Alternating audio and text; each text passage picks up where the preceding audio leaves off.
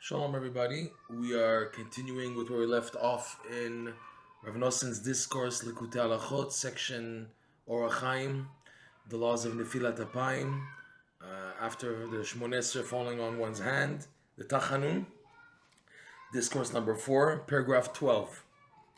Rav Noson is going into the idea of Chametz, Matzah, Pesach, Sefirat HaOmer, Shavuot, B'ezrat Hashem. At this point, just to recap, he explained Rav Nosson about the gift of the night of Pesach. Basically, on a practical level, this means the following: that when we blow it in life, and everyone I think in life has blown it at least once, so Hashem gives another chance. This is a gift of Hashem, that even though the person is undeserving and he ruined it and he crashed and he doesn't deserve it, Hashem in his compassion gives every person another chance. This is paralleled in the night of Pesach. On the night of Pesach spiritually, which is the leaving of Egypt, every Jew on a personal level, even today, goes through the process of leaving Egypt. Undeserved. Because if we wait for a person to do it on his own, he'll never get out of his personal Egypt. Egypt representing a person's personal exile. Mitzrayim, Egypt in Hebrew, is milashon, is from the language of metzar, tightness. You're tight and squeezed and constricted, and you have no clarity, no light, no joy in life. So the night of Pesach, Hashem undeservingly gives everyone this light. And till today, it's experienced by people. People experience on the night of the Seder a type of spiritual light, built up, of course, by the preparation for Pesach and everything for the Seder night. It's a big light. And the idea of this light is pulling a person out of his darkness, even though he didn't do anything to deserve it, pulling him out of it to experience that light. This happens one night, the first night of Pesach. After the first night and Pesach, and gradually throughout the day, the following day of the first day of Pesach, this light is taken away. You're given an experience of a level above your level, okay? And then you're thrown back down to start to work for it.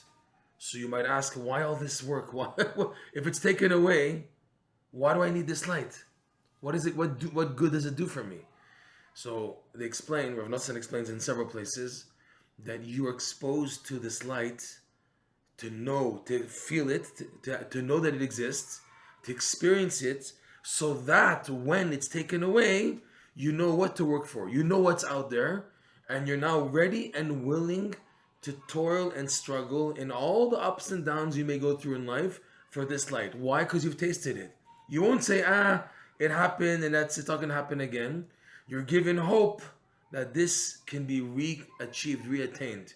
And yet Sarah will try to tell you, you're getting old and you're weak and you're sick and this and that, and you're not like you used to be. That's all bogus. That's all sheker, because the real truth is you are closer, you are advancing, you are greater. You are greater than you were 5, 10, 15, 20, 30 years ago. Back then you were very immature. You may have been stronger and willpower and everything, but you were a very low level. And today, after everything you've gone through in life, you're holding at a much higher level. Okay, this is the idea why we respect elderlies. Why do respect to the elder? Because they've gone through so much and they're still around. They deserve all the credit because they're still here and they're holding on. B'ezrat Hashem.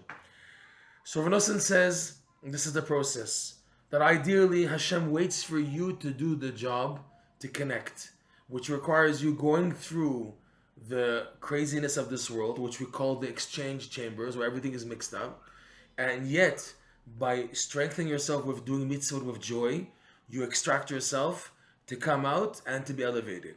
However, like most people, we crash, we fall, it doesn't work out.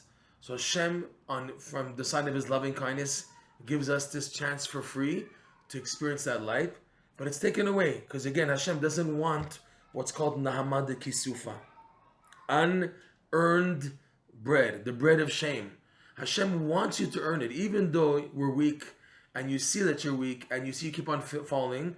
Nonetheless, Hashem wants your effort, your yearning, your desire. You keep on trying to get up and starting again and doing again and trying again and not giving in, for Hashem, this makes the world of the difference. This is everything in Hashem's eyes. This is what Hashem wants. This is the key. Who knows? You might make it. There's a big chance. Yes. There's also a chance not, but there's a big chance that yes. So why throw out the towel and say I don't want any of this because anyways I'm not going to make it? Why make that conclusion? How do you know?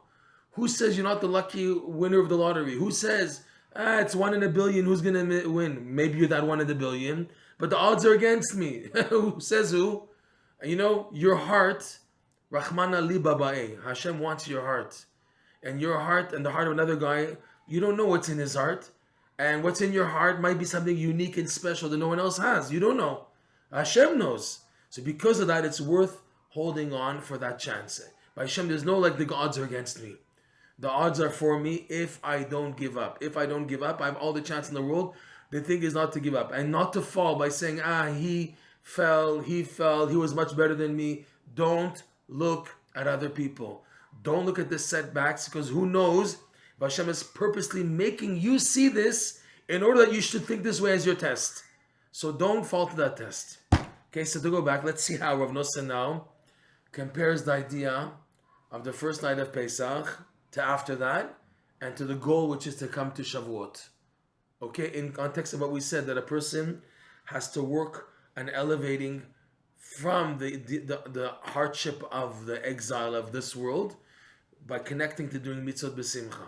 And why the first night of Pesach? Let's see what he says, okay? Paragraph 12. And again, it's in continuation of what we just summarized of the previous paragraph.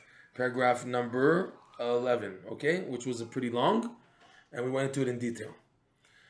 אבל אחר כך, אחר יום ראשון של פסח, נסתלק הערה הגדולה הזאת, ולא נשאר רק הרשימו. However, afterwards, after the first day of Pesach, like we said, this big, awesome light is taken away. It departs. It ascends from a person. And all that's left of a person is what's called a reshimu. Reshimu is like a roshem. And the impression left. The impression of this experience is left with you. And that impression makes all the difference. Through this impression, B'ezrat Hashem, you have a chance now to reconnect, because you've experienced it. You have the imprint left from this experience. This wow, oh my God, spiritual, uplifting, way above your level experience. The impression is left, okay? And that is to help you to now get back on your feet and getting to work. Ve'az, after the first day of Pesach, מתחילים לקבל המוחין בהדרגה כסדר על ידי ספירת העומר. And at that point, from the second day of Pesach until Shavuot, we begin to receive, to internalize levels of intellect needed to reconnect to God, to this light. They're prerequisites, but we receive them step by step, level by level, through the Sefirat HaOmer. The idea of counting, the Omer countdown, is to every day that you say the Omer counting, you internalize another level of intellect, mochin, which is the prerequisite for receiving, reconnecting to this light, which is beyond what's called the Keter, like we explained many times already. Okay, kayadua. This is explained. If you're at the level, you can take a look in the Arizal's writings, the Kitvi Ari, the book called Pri Etz Chaim, the chapter called Sefirat HaOmer, chapter number 1.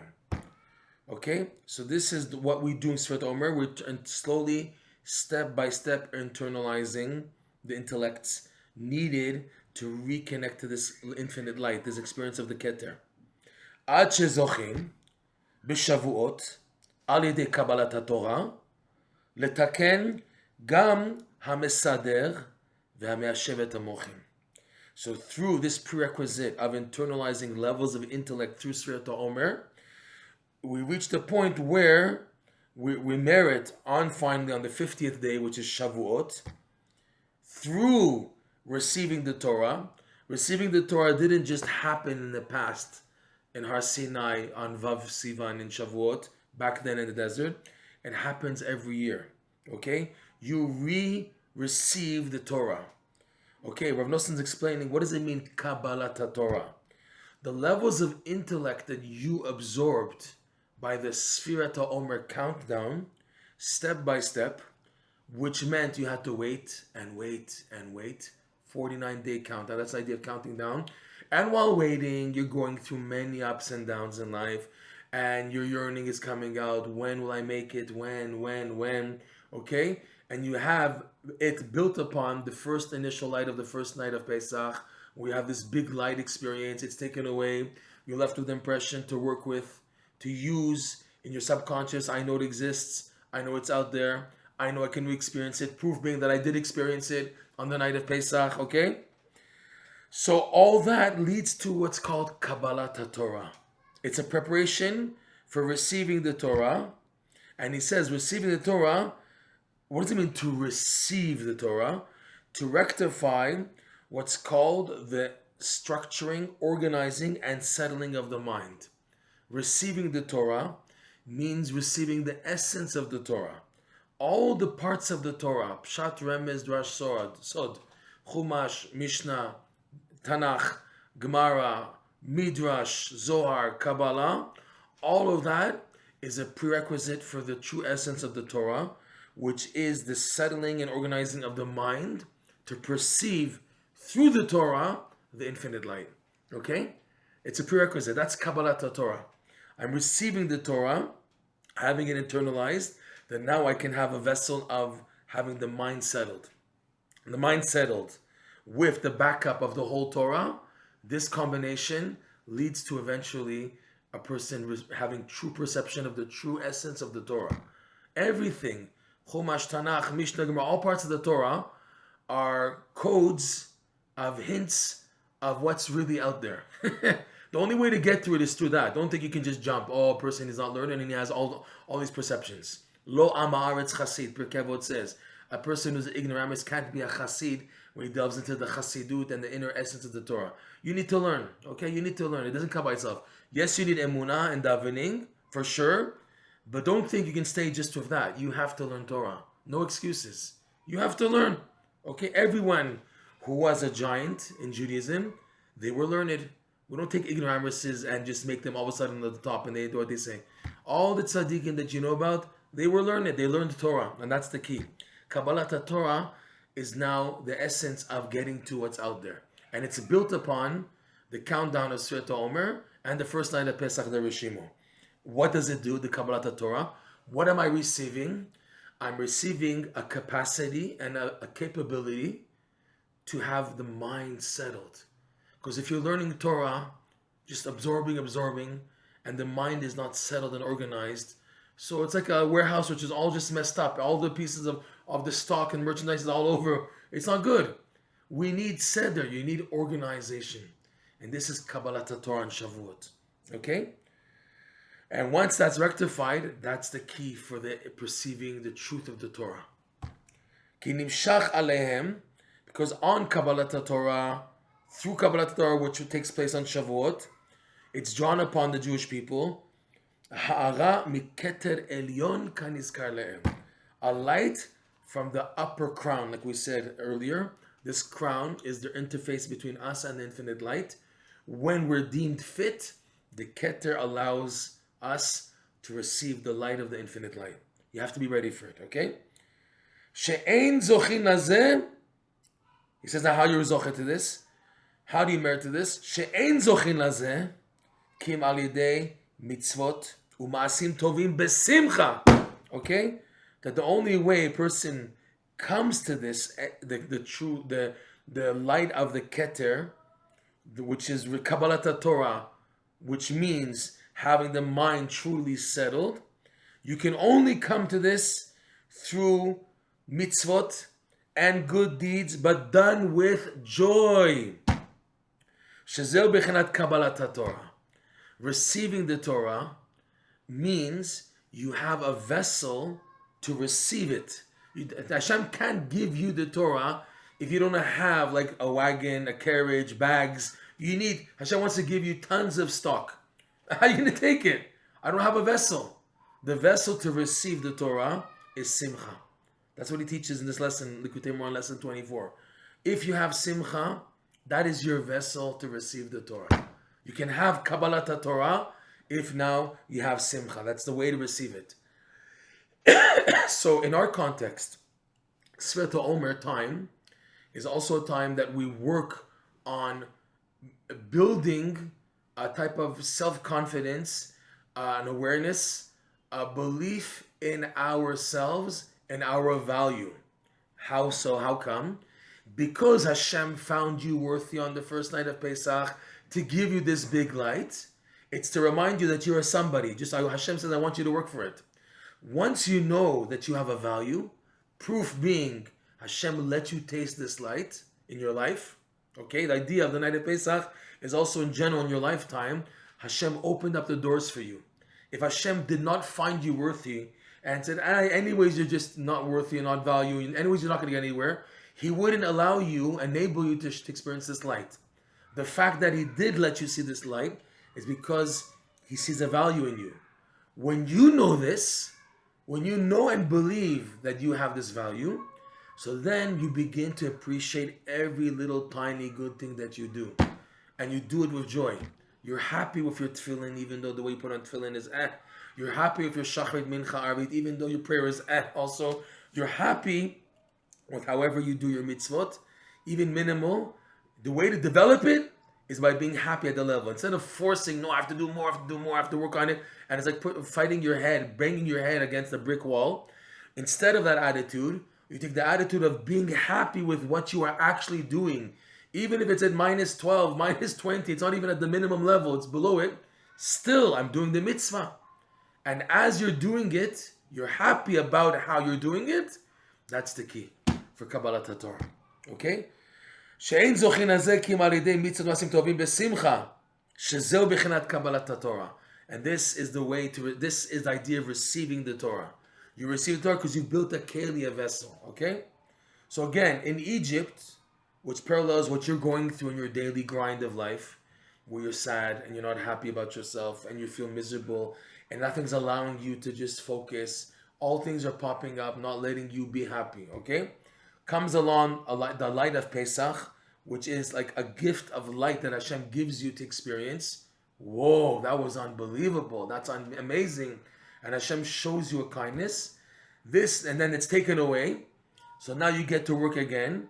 And even though you continue stumbling and having ups and downs, still there's an awareness of the impression left of that experience that says, no, there's hope for me. Because if there was no hope for me, Hashem would never let me in the first place experience that light.